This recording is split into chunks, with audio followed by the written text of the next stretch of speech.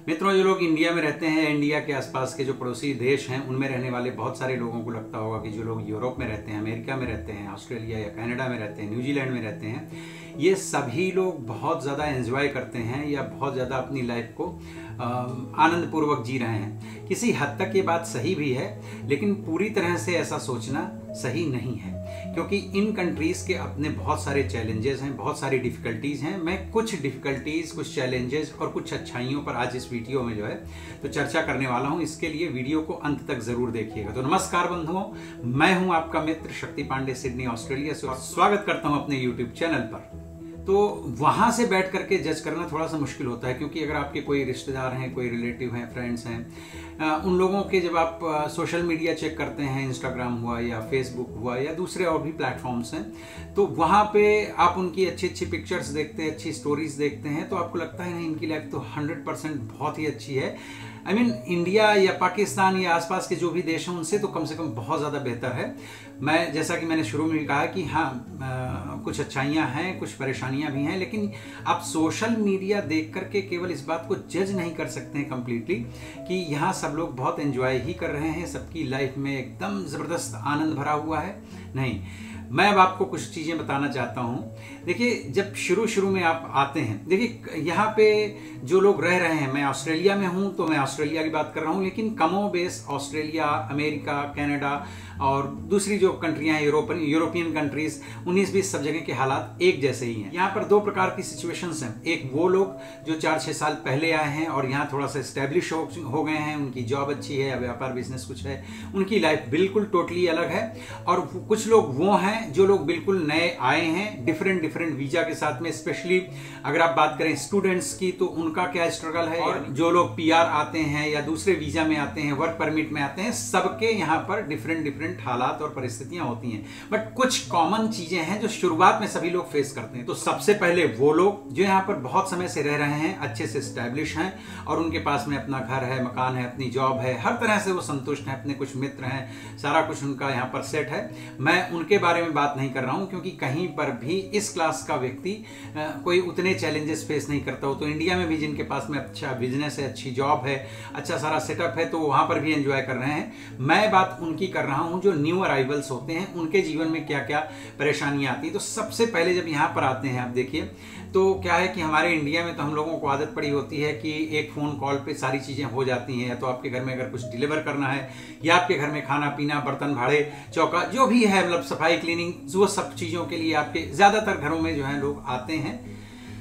और आपको ये सारे काम खुद नहीं करने पड़ते हैं। लेकिन इन कंट्रीज में ये सारे काम आपको खुद ही करने होते हैं। तो इसके लिए यहाँ पर आपको फिजिकल फिट रहने की बहुत ज़रूरत है। तो आने से पहले आप फिजिकली फिट रहें, नहीं कि आप पूरा दिन आराम से पड़े रहते हैं और आपको लगता है कि ड्रीम वर्ल्ड में जी रहे हैं, हमारा वीज़ा हो गया, हम ऑस्ट्रेलिया जाएंगे या यूरोपियन कंट्री में जाएंगे और वहाँ सारा कुछ जा करके हम सीख लेंगे, कर लेंगे। ऐसा नहीं होता है। अगर आप पहले से मेंटली और फिजिकली फिट होकर के यहाँ आएंगे, तो यहाँ के जो भी चैलेंजेस हैं उनको आप आसानी से हैंडल कर पाएंगे। मैं आपको डिमोरलाइज्ड नहीं कर रहा इस वीडियो के माध्यम से या अपने किसी भी वीडियो के माध्यम से। कभी मैं किसी को नहीं चाहता कि हतोत्साहित हो, बस मैं आपको ये प्रेरणा देना चाहता हूँ, ये इन्फॉर्मेशन देना चाहता हूँ कि आप यहाँ के हालात को सही ढंग से जज करें और अपनी उसी प्रकार की फिटनेस और तैयारी करके यहाँ पर आएं, ताकि यहाँ पर आने वाले जो भी चैलेंजेस हैं उनको आप आसानी से, सहजता से, सरलता पूर्वक फेस कर सकें।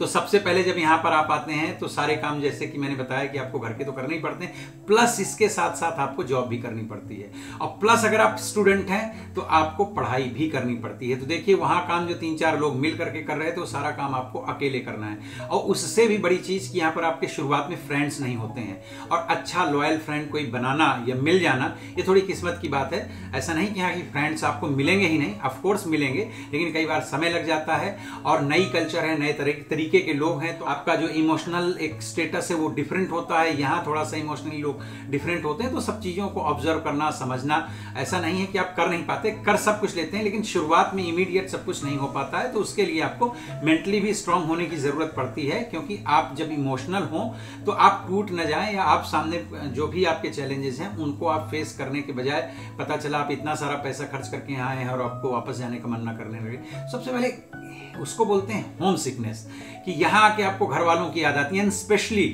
ये चीज तो साल 2 साल 4 साल तक बनी रहती है। और मुझे लगता है हमारे जैसे लोगों के साथ में तो हमेशा होता रहता है कि जब आपके यहाँ पे आपके किसी रिश्तेदार की घर परिवार में शादी होगी, दोस्तों की शादी होगी, तो आप ये सब शादियां वगैरह नहीं जब अटेंड कर पाएंगे तो बहुत दुख होता है और होम सिकनेस भी होती है, याद आती है घर की, अपने फैमिली की, दोस्तों की। और उसके बाद में देखिए जैसे अपने यहाँ स्ट्रीट फूड, आप कहीं किसी भी स्टेट से हो, आप मुंबई से हैं, दिल्ली से हैं या किसी भी और स्टेट से हैं, तो अपने यहाँ जिस प्रकार का आपको स्ट्रीट फूड मिलता है, ऑफ कोर्स यहाँ पर भी चीजें मिलती हैं, लेकिन सबसे बड़ी चीज की वही टेस्ट जो आप अपने यहाँ देश में आपको मिलता है वो शायद उतना तो नहीं मिलता। जो मेरा अपना एक्सपीरियंस है वही टेस्ट नहीं कभी मिल पाता, एक्सपेंसिव भी बहुत ज्यादा होता है। तो ये सारी चीजें शुरुआत में आपको आकर के एक शॉक की तरह लगती है। तो मेंटली फिजिकली आप प्रिपेयर्ड होकर के आए कि यहाँ भी जो भी चैलेंजेस हैं हम उनको फेस करेंगे, डरेंगे नहीं। हालांकि ये जीवन भर ऐसा नहीं है कि आपके साथ रहेगा, ये शुरुआत के 2-3 साल आपके साथ ज्यादा होता है। उसके बाद एक बार जब आपको पीआर मिल जाता है, कुछ अच्छे दोस्त हो जाते हैं, जब आपके पास में जॉब हो जाती है, तब इसके बाद में ये चीजें थोड़ी सी सरल भी हो जाती हैं। और एक बड़ी प्रॉब्लम यहाँ पर शुरुआत में आकर के पिछले साल 2 साल से जो ज्यादा डेवलप हुई है वो है जॉब की शॉर्टेज, कि आपको इमीडिएट आते ही जो है अच्छी जॉब नहीं मिलती है। ऐसा नहीं है कि सबको नहीं मिलती, किसी किसी को मिल भी जाती है, लेकिन अधिकांश जो है शुरू में आपको आपकी मनचाही जॉब नहीं मिलती है, क्योंकि जॉब की शॉर्टेज भी है। तो थोड़ा सा जॉब ढूंढने में भी स्ट्रेस होता है, और जॉब मिल भी गई तो पता चला आपको अपने फील्ड की नहीं मिली है, या ये थोड़े से जो है शुरुआती चैलेंजेस होते हैं जिन्हें भी आपको फेस करने के लिए मेंटली प्रिपेयर्ड रहना चाहिए। डरने की जरूरत नहीं होती है, क्योंकि एक सर्टेन टाइम के बाद में अगर आप अपने फील्ड में ही लगे रहते हैं, क्योंकि बहुत बार हम मिलते हैं यहाँ पर, जैसे लोग टैक्सी चलाते हैं, उबर चलाते हैं, उनसे बात करो तो पता चला उन्होंने पढ़ाई कुछ और कर रखी है, आईटी की पढ़ाई कर रखी है, अकाउंटिंग की पढ़ाई कर रखी है, लेकिन वो फिर चूंकि शुरुआत में आए थे तो अपना टैक्सी चलाने लग गए या उबर चलाने लग गए, इसी तरह के काम करने लग गए, फिर वो उसी में रह जाते हैं। लेकिन जो लोग अपने एम को लगता है कि मैं इसी फील्ड में काम करने आया था, मैं इसी फील्ड में काम करना चाहता हूं, और उसके पीछे लगे रहते हैं, तो कहीं ना कहीं उनको अपने फील्ड में जॉब मिल जाती है। शुरुआत में हाँ जरूर इस बात का स्ट्रगल होता है। और एक बात कि यहाँ पर भाई देखिए, चूंकि चीजें यहाँ पर स्पेशली लेबर इतना ज्यादा एक्सपेंसिव है कि अगर आपको कभी प्लम्बर की जरूरत पड़ गई, इलेक्ट्रीशियन की जरूरत पड़ गई, पेंटर की जरूरत पड़ गई, या फर्नीचर ठीक करना है और आपको कारपेंटर की जरूरत पड़ गई, तो इन सब चीजों के लिए ऐसा नहीं है कि आप बुला नहीं सकते। एक फोन कॉल पे यहाँ पर भी लोग आ जाते हैं, लेकिन वो इतने एक्सपेंसिव होते हैं कि फिर ऐसा लगता है यार छोटे छोटे काम के लिए हम अफोर्ड नहीं कर पाएंगे। तो कोशिश ये करें भैया, आप अपने यहाँ से छोटा मोटा काम जो है इस तरह का सीख करके। अब मैं अपना खुद का एग्जांपल बताता हूँ कि शुरुआत में जब हम आए थे तो हमारे सामने सबसे बड़ा चैलेंज ये था कि आप फर्नीचर लेने जाते हैं, नया फर्नीचर लेने जाते हैं, तो यहाँ पर बना बनाया नहीं आता। जैसे अपने यहाँ पर बना बनाया एकदम सोफा है तो प्रॉपर अपने यहाँ डिलीवर हो गया, जो भी अलमीरा है तो वो प्रॉपर बनी बनाई आके आपके घर में डिलीवर होगी, या फिर अपने घर में आकर के उनके लोग आएंगे और वो असेंबल करके जाएंगे। ऐसा नहीं है कि यहाँ पर आप असेंबलिंग के लिए बुला नहीं सकते हैं, बुला सकते हैं, लेकिन कई बार आपने जो आइटम खरीदा है और जो असेंबलिंग का चार्ज है वो मिलाकर के इक्वल हो जाएगा। जैसे मैं आपको एक अपना खुद का एग्जांपल बताता हूं, मेरा अपना खुद का एक्सपीरियंस है। मैंने 2-3 बार यहाँ पर एयर कंडीशन नए लगवाए हैं, तो जितने का एयर कंडीशन मिला 19-20 उतने का ही उसको लगाने वाले का लेबर भी, मतलब लेबर चार्ज भी उतना ही था जो आकर के एसी अपने यहाँ लगाते हैं। अपने यहाँ ऐसा नहीं है, आप अगर 40,000 का एसी खरीदते हैं तो मेरे ख्याल से 4-5 हजार में आपको एसी लगाने वाले भी आ जाएंगे, लेकिन यहाँ ऐसा नहीं है। आपका वो प्रोडक्ट और असेंबलिंग जो है 19-20 उतने की पड़ती है। तो आपको कारपेंटरी का थोड़ा बहुत काम, ऐसा नहीं कि आप शुरू में असेंबल नहीं कर सकते, सारे इंस्ट्रक्शंस होते हैं। शुरुआत में मैं भी करता रहा हूं, लेकिन एक सर्टेन टाइम के बाद में फिर ना तो आपसे उतना हो पाता है। और अभी जैसे मैंने नया घर लिया था तो मैंने वहां पर जो भी फर्नीचर सारा मंगवाया, तो उसके लिए फिर मैंने असेंबलिंग के लिए एक व्यक्ति को कांटेक्ट किया, प्रोफेशनल है, उसने आकर के जो है तो करके दिया हमको, लेकिन उसके लिए हमें फिर उतना पे करना पड़ा। और प्लम्बर वगैरह तो बहुत ज्यादा ही एक्सपेंसिव होते हैं, अगर आधे घंटे 1 घंटे के लिए भी आएंगे तो हो सकता है आपका $500-600 भी चला जाए। इसी तरह से इलेक्ट्रीशियन का तो थोड़े बहुत ये सारे काम स्वयं को ही करने पड़ते हैं। तो आप सोचिए ना कि आपको ऑल इन वन होना पड़ता है इस कंट्री में आकर के, तो वो कोई बहुत ज्यादा सुखद अनुभव नहीं है। बिकॉज इंडिया में हर चीज के लिए और काफी सस्ते रेट में आपको इस तरह की चीजें आप हायर कर सकते हैं और लोग भी आपको अवेलेबल हो जाते हैं। और एक चीज कि देखिए, पेट्रोल तो मुझे लगता है इंडिया में भी थोड़ा उसी रेट में मिलता है, पर यहाँ पे मुझे ऐसा लगता है क्योंकि पहले जो कि हम आए थे जब, तो $1 से नीचे पेट्रोल हुआ करता था, $2 के आसपास है, तो थोड़ा पेट्रोल भी और किराया भी थोड़ा सा एक्सपेंसिव लगता है। कि हम लोग तो डेली ट्रैवल नहीं करते हैं पब्लिक ट्रांसपोर्ट में, कभी साल 6 महीने में करते हैं, लेकिन जो लोग रेगुलर करते हैं, रेगुलर बेसिस पे डेली जिनको काम पे जाना है इधर उधर, तो वो लोग बताते हैं कि भाई पब्लिक ट्रांसपोर्ट भी यहाँ पे थोड़ा सा एक्सपेंसिव है। हाँ, पेट्रोल के रेट्स तो मुझे लगता है कि थोड़ा सा भी ये पिछले 2 साल में ज्यादा हो गए हैं। हम जब आए थे तो 90 सेंट और $1 के आसपास हुआ करता था, $2 और $2.25 के बीच में ज्यादातर रहता है पेट्रोल। तो हाँ, ये थोड़ा सा एक्सपेंसिव है। ऑफ कोर्स इंडिया में भी होगा, लेकिन इंडिया में मुझे लगता है अभी भी जो किराया है बसों का, ट्रेनों का, वो यहाँ की तुलना में काफी कम है। और एक बात कि जब यहाँ आप कभी अपना अपार्टमेंट यानी कि घर शिफ्ट करते हैं तो अपने इंडिया में देखिए काफी सस्ते में आपको शिफ्टिंग करने वाले मिल जाएंगे, लेकिन यहाँ पे अच्छा अगर आप नहीं भी हायर करते तो वहाँ आपके इतने यार दोस्त फैमिली में लोग होते हैं, परिवार में लोग होते हैं कि अगर आप 2-4 लोगों को बुला लेते हैं तो आसानी से ये काम आपका जो है हो जाता है। एक स्थान से दूसरे स्थान में जाना इतना कठिन नहीं होता है, कठिन यहाँ पर भी नहीं है, लेकिन यहाँ पे शिफ्टिंग करना काफी एक्सपेंसिव होता है। जो भी लोग आएंगे वो काफी ज्यादा पैसे चार्ज करते हैं, आवरली जो है तो चार्ज करते हैं। अगर आपका सामान वो पैक कर रहे हैं, अनपैक कर रहे हैं, उन सब चीजों का, और चूंकि आपके पास में काफी जो है कांच के बर्तन ये वो इस तरह का सब आइटम होता है, टीवी फ्रिज वगैरह होता है, तो डेलिकेटेड होते हैं, इनको आप ऐसे रफ हैंडल नहीं कर सकते हैं, तो उनकी प्रॉपर पैकिंग वगैरह करके, तो ये जो शिफ्टिंग और मूविंग है यहाँ पर ये भी आपको काफी एक्सपेंसिव लगेगी। और यहाँ बैठ के फिर आपको अपने घर के लोग, अपने रिश्तेदार, अपने दोस्त याद आते हैं कि यार इस तरह का काम तो हम वहां पर सब लोग मिल करके खुद ही कर लिया करते थे, या काफी सस्ते में हम हायर कर लिया करते थे इस तरह की सेवाओं को। तो यस, यहाँ पर ये भी आपको इंडिया की याद दिलाएगा।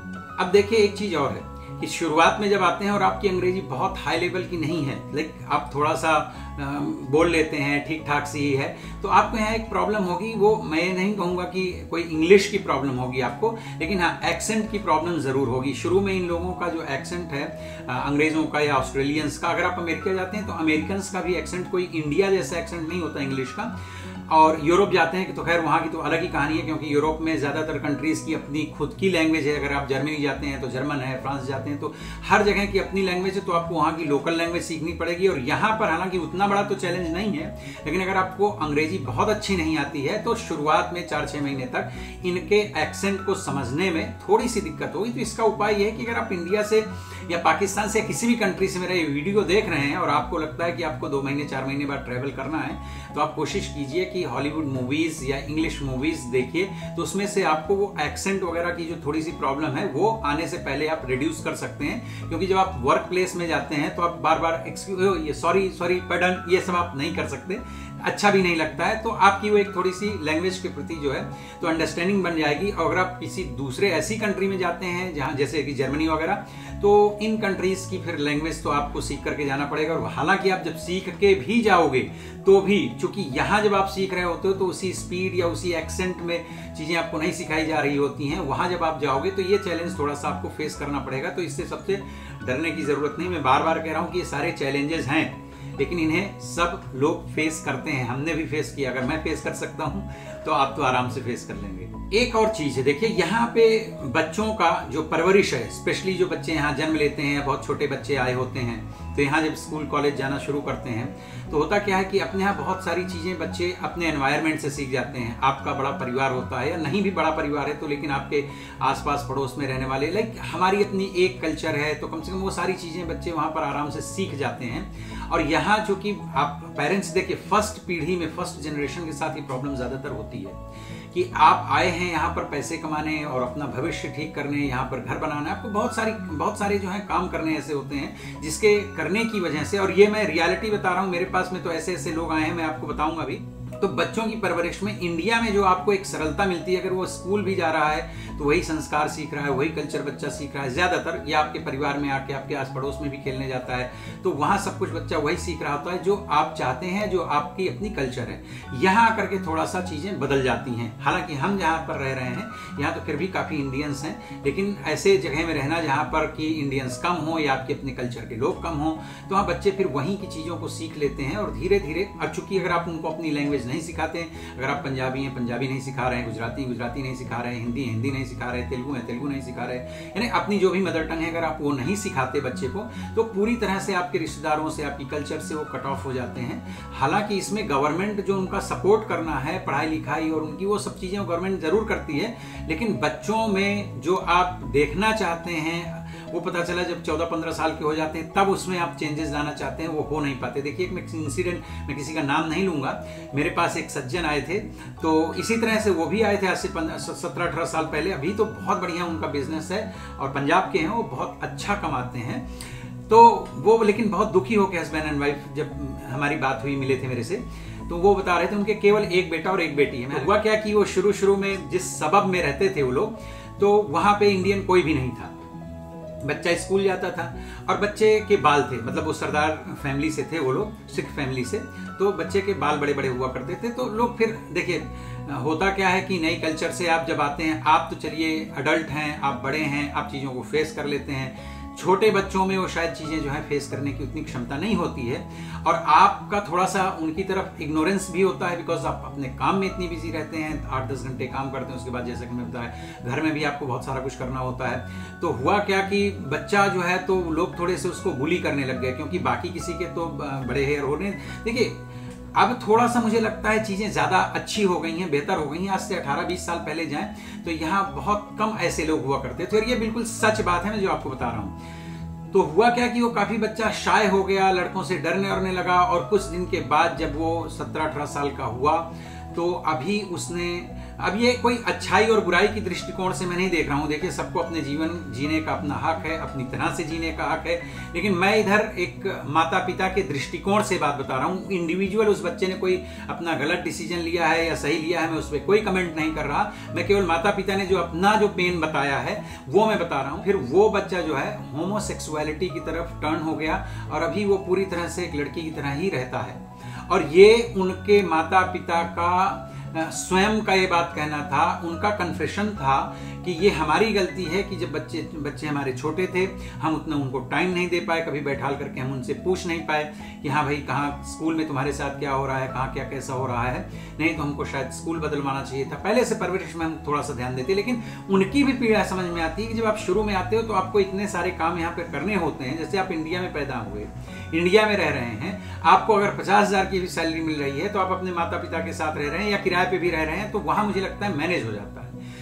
यहां चूंकि आप डॉलर्स में कमाते हैं तो भैया डॉलर्स में ही खर्च करना होता है, उसी हिसाब के आपके एक्सपेंसेस हैं, आपको नया घर भी खरीदना है, सारा कुछ करना है, और फिर बहुत सारी इच्छाओं के साथ आप इस देश में आए होते हैं। ऐसे किसी देश में आप पहुंचते हैं तो of course I can understand कि वहां पर बहुत सारे ड्रीम्स होते हैं, तो उनको पूरा करने में कहीं ना कहीं कुछ लोग अपने बच्चों की तरफ, सबकी बात मैं नहीं कर रहा, लेकिन कुछ लोग जो हैं थोड़ा सा इग्नोरेंस उनमें आती है, नोइंगली और अननोइंगली, मतलब जानते हुए या गैर जानकारी में उनके साथ ऐसा होता है। तो इस तरह से बच्चों की परवरिश में भी चैलेंजेस आते हैं, तो बेहतर ये होता है कि आप बच्चों पे भी ध्यान दें। अगर आप यहाँ आ चुके हैं, आपको 8 साल 10 साल 15 साल हो गया है, तो आपके लिए भी ये बात मुझे लगता है कि सोचने वाली है कि आप अपने बच्चों को ध्यान दें। अपनी जो कम्युनिटीज़ के कुछ गैदरिंग्स होती हैं, कुछ फंक्शंस होते हैं, टेम्पल हैं, गुरुद्वारे हैं, मस्जिद है, जहाँ कहीं भी हैं, तो मुझे लगता है ऐसी जगहों से बच्चों को थोड़ा सा जोड़ करके रखना चाहिए, और ये शुरुआत से जोड़ करके रखें। अपनी कल्चर को आपको खुद ही सिखाना पड़ेगा। इंडिया पाकिस्तान में जैसे आपके बच्चे स्वयं सीख जाते हैं बगैर आपकी एफर्ट किए हुए, दादा दादी के साथ, नाना नानी के साथ में या फैमिली के और लोगों के साथ में, वो चीजें यहाँ पर मिसिंग होती हैं। और यहाँ पर बच्चे उतने चालाक भी नहीं होते जैसे कि आपको चाइना में, इंडिया में, पाकिस्तान में छोटे बच्चों में जो आपको चालाकी और वो एक दिखेगी, क्योंकि देखिए क्या है, जनसंख्या है, बहुत अधिक जनसंख्या की वजह से देखिए एक थोड़ा सा कॉम्पिटिटिव माहौल रहता है, एक प्रतिस्पर्धात्मक वहाँ पर माहौल होता है, तो उसमें बच्चे थोड़ी सी ज़्यादा चालाकी सीखते हैं। ऐसा नहीं कि यहाँ के लोग डफर होते हैं, बेवकूफ़ होते हैं, लेकिन मैंने कई बार इस चीज़ को महसूस किया कि यहाँ के बच्चे थोड़े सीधे साधे होते हैं, पढ़ाई लिखाई और सब चीज़ में ठीक होते हैं, लेकिन वो जो एक शार्पनेस होती है, शातिराना अंदाज होता है, वो यहाँ के बच्चों में उतना नहीं हो पाता। भाई मेरी बच्ची भी है, मैं उसको बहुत चीज़ें सिखाता रहता हूँ, लेकिन वो बेचारी को, क्योंकि ज़्यादातर टाइम तो स्कूल में और अपने दूसरे दोस्तों के साथ में उनका गुजरता है, तो उस माहौल में वो चीज़ें नहीं हैं। तो मुझे लगता है एक तरह से ठीक भी है, लेकिन हाँ, क्योंकि जिस तरह से दुनिया जो है मर्ज हो रही है एक दूसरे की, मतलब इतना सारा जो पलायन हो रहा है एक दूसरे कंट्रीज का, तो उसमें आपको सबको फेस करना है, तो थोड़ा बहुत बच्चों को चालाक होने की भी आवश्यकता पड़ती है। अगर आप छोटे मोटे कस्बे में या किसी गांव खेड़े में यहाँ पर आकर के रहते हैं, छोटे शहर में रहते हैं, तो एक चीज़ आपको और भी हो सकता है, मतलब लगे कि यार ऐसा कैसा है यहाँ पर, क्योंकि ज़्यादातर यहाँ पर जो है तो शॉपिंग्स 5 बजे तक बंद हो जाती हैं, सुबह 9 to 5 ही ज़्यादातर यहाँ पर शॉपिंग सेंटर्स या दुकानें खुली होती हैं। हाँ, जैसे कोल्स हैं, वुलवर्थ हैं, ये के मार्ट वगैरह इस तरह की चीज़ें तो खुली रहती हैं, लेकिन शॉप्स वगैरह ज़्यादातर अभी यहाँ पर भी बंद हो जाती हैं। हम यहाँ पर चूँकि हैरिस पार्क में है, तो ये तो एक लिटिल इंडिया ही है, तो यहाँ पर 10 बजे तक, 11 बजे तक भी रेस्टोरेंट्स वगैरह सब खुले रहते हैं, वो अलग बात है, लेकिन सब लोग तो यहाँ नहीं रहते हैं। लेकिन और दूसरे किसी भी आप सबब में रहते हैं तो अधिकांश जो हैं दुकानें 5 बजे बंद हो जाती हैं। अगर आप स्मॉल टाउन हांगकांग में रहते हैं तो डेफिनेटली वहाँ तो सब अंग्रेजों की शॉप्स होंगी, तो 5 बजे सारा कुछ शट डाउन हो जाता है। तो और अपने यहाँ तो क्या होता है, लाइक हम काम से आते हैं, ऑफिस से आते हैं, उसके बाद जा रहे होते हैं 9 बजे 10 बजे 11 बजे तक आराम से शॉपिंग करके आते हैं। तो ये एक शॉपिंग शॉप भी आपको यहाँ पर लग सकता है। उसके लिए आपको थोड़ा सा शेड्यूलिंग करना पड़ेगा कि जैसे कि यहाँ पर कुछ जगहों में थर्सडे को 9 बजे तक खुली रहती हैं शॉप्स, और कहीं कहीं पर सैटरडे को खुली रहती हैं या फ्राइडे को खुली रहती हैं। तो वो आप जिस लोकेलिटी में है, जिस एरिया जिस शहर में है, उसके हिसाब से अपना टाइम टेबल फिक्स कर लें, या फिर सैटरडे संडे को शॉपिंग करें, या फिर जिस दिन थोड़ा लेट तक शॉप्स खुली रहती हैं तो आफ्टर वर्क भी आप अपनी शॉपिंग्स वगैरह को निपटा सकते हैं। तो ये देखिए कुछ बेसिक्स चैलेंजेस और डिफिकल्टीज थी इन कंट्रीज के बारे में। स्पेशली मैं तो ऑस्ट्रेलिया में रहता हूँ तो यहाँ की बात कर रहा था, लेकिन कमो बेश क्योंकि हम मिलते रहते हैं यूरोपियन से, अमेरिकन से, सबसे, तो वहाँ के भी 19-20 इसी तरह के जो है चैलेंजेस होते हैं। यह देखिए मित्रों GJ06 यहाँ का जो है, ये हमारे मित्र, इनको पिछले वीडियोस में आप देख चुके होंगे। तो इन्होंने रेफरेंस दिया था, और रेफरेंस क्या दिए थे, मुझे लेकर के आए, हम लोगों को लेके आए। अंशिका भी हैं साथ में। हेलो अंशिका, पाड़े जी भी हैं साथ में, चेहरा नहीं आजकल दिखाती हैं। तो यहाँ देखते हैं, ये लिखा तो इन्होंने कॉफ़ी है और कॉफ़ी के बना भी है। और ये क्या इतनी लंबी लंबी बॉटल्स में होता है? हाँ, कॉफ़ी सिरप्स हैं। तो ये हैं, देखिए इनकी आप मूंछों से पहचानिएगा, इनकी बहुत अच्छी पहचान है। बाय द वे आपका नाम क्या है? सिद्धार्थ। सिद्धार्थ, बहुत बढ़िया नाम है। और ये जो आपने कान में पहन रखा है ना, वो भी बहुत अच्छा है। क्या स्पेशल है आपके इस रेस्टोरेंट में या जो है? अच्छा, पाव हम फ्रेश बनाते हैं, ब्रेड इज आवर स्पेशलिटी। तो ब्रेड पाव आप खुद यहाँ पे बनाते हैं? अरे very nice. We are supplier of the bread as well. Very good. Vada pav है, इंडियन स्ट्रीट स्टाइल और ऑसी ब्रेकफास्ट का इंडो ऑस्ट्रेलियन फ्यूजन है यहाँ पे। ओके, मैंने सुना है दाबेली वगैरह भी हैं। हाँ, dabeli, vada pav, sandwiches, street style sandwiches है, और मिसल पाव। मिसल पाव अब हम आज आपके यहाँ ट्राई वैसे करेंगे और उसके बाद में बताएंगे कि कैसा है। तो मिसल पाव, तो ये तो बॉम्बे की चीजें हैं क्योंकि हम लोग मुंबई में खाते हैं। बड़ौदा बॉम्बे का कल्चर बहुत सिमिलर है, हाँ, terms of food. Yes, this is quite similar. Yes, you are right. Because Bombay के जो फतेह सिंह गायकवाड़ राजा थे, उन्होंने बड़ौदा पे राज किया था। Okay, Lakshmi Vilas palace. अच्छा, उसी पैलेस का है। Wow, nice. तो टेस्ट भी काफ़ी सिमिलर होना चाहिए क्योंकि आप पड़ोसी स्टेट से हैं, मुंबई के पड़ोसी स्टेट से हैं, तो हम खाते हैं यहाँ पर। और प्राइजेस वगैरह कैसे, ठीक ठाक सही हैं या आपके पास? खैर वो तो चलिए अब हम देखेंगे ही। प्राइस वगैरह तो ठीक है, हाँ, कोई बहुत ऐसा बढ़िया है। कितने दिन हुए आपको ये शॉप खोल करके? 4 मंथ हो गया, ये 5th मंथ हमारा। 4 महीने हो गए। Okay okay okay. हाँ, यस, ये बोल रहे थे कि उसमें जो बनाया, अच्छा ये हैंड पेंटेड है पूरा? हाँ, वो 2D टाइप का। Yes yes yes, very nice. तो ये पूरा अच्छा काम किया है, बहुत बढ़िया है। हाँ, your wife has done everything. Oh, very good. And you are also there. Okay, good good job. तो मतलब आप आर्टिस्ट तो हैं ही हैं, और साथ में आपका फूड भी, ऑफ कोर्स, क्योंकि आर्टिस्ट लोगों की चीज़ें बड़ी क्रिएटिव होती हैं। तो यस यस, तो ये है 20 विक्टोरिया रोड, ओ सॉरी, हाँ, 20 विक्टोरिया रोड, शॉप 4, और ये है north Parramatta. Anyways, thank you very much. और खाने के बाद में आपके फूड का थोड़ा सा रिव्यू भी करेंगे। Alright, good luck. तो ये देखिए मिसल पाव इनका बन करके आ चुका है, और सबसे अच्छी बात ये है कि ये पाव खुद बनाते हैं अपने यहाँ पर। अंशिका ने टेस्ट करना शुरू कर दिया है। कैसा है? सीरियसली? वैसे अंशिका के रिव्यू को मैं बहुत ज़्यादा सीरियस नहीं लेता, क्योंकि मैं कुछ भी बना दूं, आज तक इसने बोला नहीं कि इसमें नमक ज़्यादा है, कम है, हर चीज़ अच्छी। तुमने लेकिन टेस्ट किया पानी जी? गुड। आपने भी टेस्ट किया, कैसा लगा आपको? अच्छा है ना? सीरियसली? अब जब मैं टेस्ट करूंगा तो असली चीज़ तो तब सामने आएगी। भाई, मैं चूँकि मिसल पाव वगैरह मैंने बहुत खाए हैं बॉम्बे में, और ये मैंने अभी टेस्ट किया है एक बाइट। मुझे मिसल पाव बहुत अच्छा लगा, मतलब इट्स रियली अमेजिंग। तो अगर आप इसके शौकीन हैं और कोई बॉम्बे, गुजरात या महाराष्ट्र से है, तो डेफिनेटली मैं कहूँगा एक बार आप आइए और यहाँ पे ये मिसल पाव ज़रूर ट्राई कीजिए। बहुत ही टेस्टी है, बहुत ही मज़ा आ गया। मतलब एक भी बाइट लेकर के पता चल गया कि बहुत ही अच्छा है। अंशिका, बन मस्का कैसा है? अच्छा है? हाँ, आपको अच्छा लगा बन मस्का? और ये देखो चाय और टोस्ट। चाय कैसी है? मैं वैसे पीता नहीं हूँ, पर उन्होंने बताया बहुत अच्छी है, बहुत अच्छी है। और ये देखिए ये है सैंडविच पानी जी ग्रिल सैंडविच। तुमने, हाँ ग्रिल सैंडविच तो अच्छा लग रहा है भाई। ये अब आखिरी टाइम है, खाना वाना खा चुके हैं हम लोग। ग्रिल सैंडविच खाई, बहुत अच्छी थी। बन मस्का खाया मैंने, बहुत अच्छा था। और मिसल पाव खाया, वो बहुत ही अच्छा था। अभी ये मिसल पाव अपना खा रही हैं। आपको खैर ये तो लेके ही आए क्योंकि इनको पसंद आया था। पांडे जी लाउड। अंशिका लोड तो तुमने भी काफ़ी अच्छा उठाया है बेटा। कि आप यहाँ एक बार ज़रूर आइए अगर आपको इंडियन और स्पेशली मुंबई टाइप का अगर फास्ट फूड आपको खाना है, गुजरात का फास्ट फूड खाना है, तो आप यहाँ ज़रूर आइए। बहुत ही अच्छा लगा मुझे, बहुत सेटिस्फैक्ट्री है। Quantity wise, quality wise, taste वगैरह सारी चीज़ें अच्छी हैं। भाई मेरी ओर से शुभकामनाएं। वैसे ऑलरेडी आपका रेस्टोरेंट बहुत बढ़िया चल रहा है, पर इससे भी अच्छा हो और आप इसकी ब्रांचेस खोलें विथ सेम टेस्ट। ये नहीं कभी गिरावट आनी चाहिए। वेरी नाइस, अच्छा लगा। और स्टाफ भी इनके सारे बहुत अच्छे हैं, काफ़ी हम्बल लोग हैं, बहुत प्रेम से सबसे मिलते हैं, तो मुझे अच्छा लगा। और मैं thank you very much. Video अगर आपको सही लगा हो तो लाइक ज़रूर कीजिएगा और कमेंट ज़रूर कीजिएगा, बताइएगा आपको वीडियो में कौन सा पार्ट अच्छा लगा। भविष्य में आप किसी और टॉपिक पर वीडियो चाहते हैं तो अवश्य लिख करके मुझे आप याद करवाइएगा। और हाँ, चैनल को सब्सक्राइब जरूर कर लीजिएगा। अपना बहुत बहुत ध्यान रखिए। मिलता हूँ फिर किसी दूसरे वीडियो में। Take care, bye bye.